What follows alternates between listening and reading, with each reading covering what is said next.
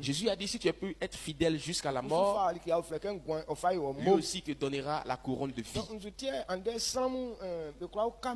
Et pourquoi est-ce qu'aujourd'hui les hommes n'arrivent pas à être fidèles? Les hommes veulent que Dieu les bénisse. Ils veulent que Dieu fasse des bonnes choses dans leur vie. Ils veulent avoir une longue vie sur la terre. Il n'y a pas une personne qui ne désire pas la longévité.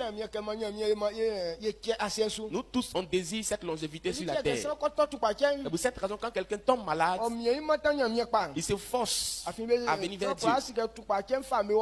Parce que tout le monde sait que la maladie te conduit à la mort. Alors quand tu as une partie qui te fait mal, on cherche les médicaments partout. Parce qu'on veut avoir une longévité.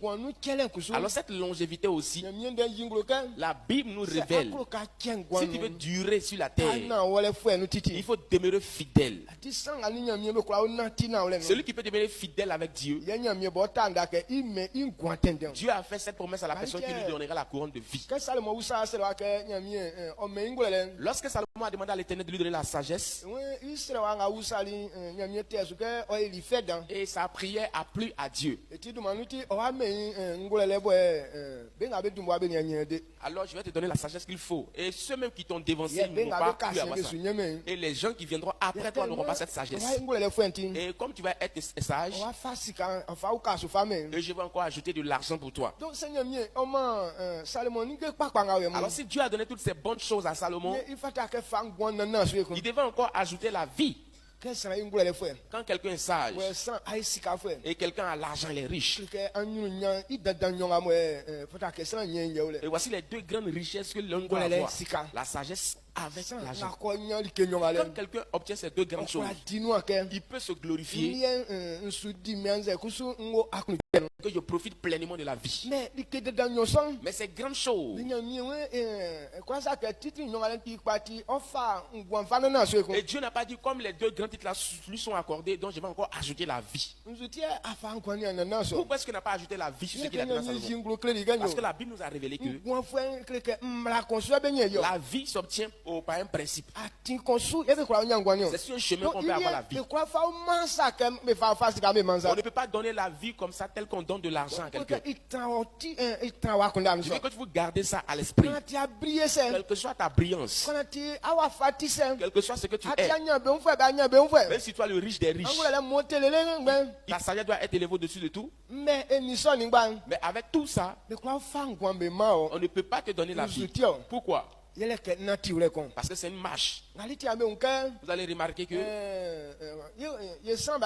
et parmi les hommes, on peut faire toutes choses pour nos frères et sœurs. Il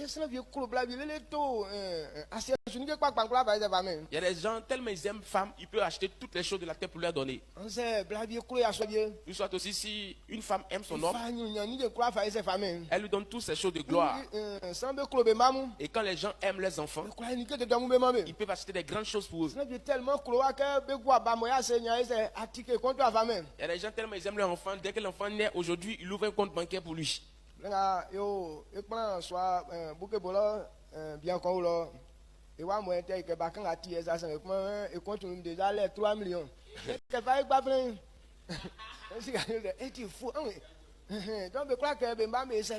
Alors lorsqu'on était en train de construire la maison à Bouquet-Bourg là-bas, il y a un monsieur qui avait de l'argent, son enfant était comme bijou. Déjà à son âge, il avait déjà 3 millions dans son compte.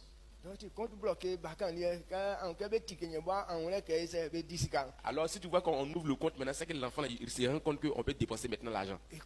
Il aimait son enfant. Et il lui a donné cette gloire. Mais avec tout l'amour qu'il a donné à son enfant, il ne pourra pas lui donner la vie. Et on ouvre le compte pour les enfants comme ça. Mais l'enfant meurt pour laisser le compte. Amen. Amen. Et si on pouvait donner la vie,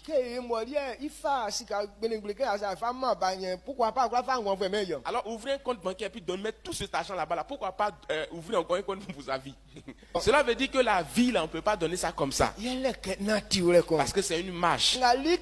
C'est pour cette raison Dieu a permis quand on corrige nos enfants, qu'on les ramène sur le chemin de la vie. Parce que véritablement, si tu ne vis pas selon le chemin de l'Éternel, même si on t'aime, mais tu n'auras pas la vie.